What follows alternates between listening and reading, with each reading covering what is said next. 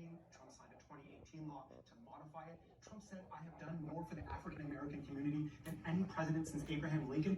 That is ludicrous. Lyndon Johnson, for one, signed the Civil Rights Act and the Voting Rights Act. Trump again touted a, quote, record 9 million job gain over the past 3 months. He didn't mention, as usual, that that gain follows a record 22 million job loss over the previous 2 months. He said he'll, quote, continue to lower drug prices. They've increased during his presidency. He said they opened a Jerusalem embassy for less than $500,000. Early documents show it was at least 21 million. He claimed NATO member spending has increased for the first time in about 20 years. Spending, in fact, rose in 2015 and in 2016 before he took office. He said he will always, and Republicans will always, strongly protect people with pre-existing conditions. That pledge has already been broken. He and they have repeatedly tried to weaken those protections in Obamacare. He claimed again that he banned travel from China and Europe. No, he imposed partial restrictions with many exemptions. Tens of thousands of people continue traveling over. He boasted about the COVID testing system and about his general response. Look, experts near universally say the U.S. was fatally slow in its response, especially slow in setting up adequate testing.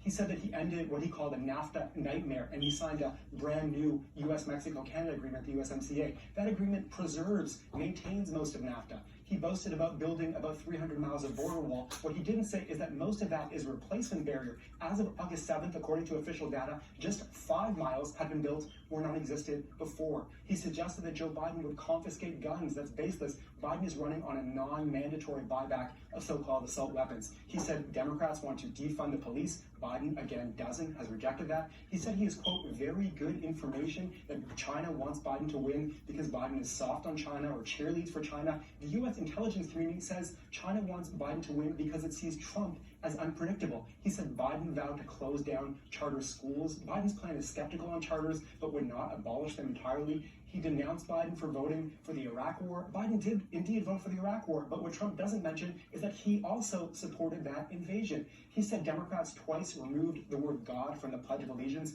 at their convention. 2 individual caucus meetings outside the main primetime programming did leave it out, but it was uttered in every primetime event. Trump denounced so-called cancel culture as like an insidious left-wing thing. He, Donald J. Trump, has tried to get dozens of people and entities canceled, fired, boycotted, including literally last week, Goodyear. He said he imposed an order to give 10 years in prison to rioters. That's a maximum discretionary sentence up to judges in existing laws. His order just asked the government to fully enforce. And he said that Biden's plan would eliminate America's borders. No, just no, it's wrong.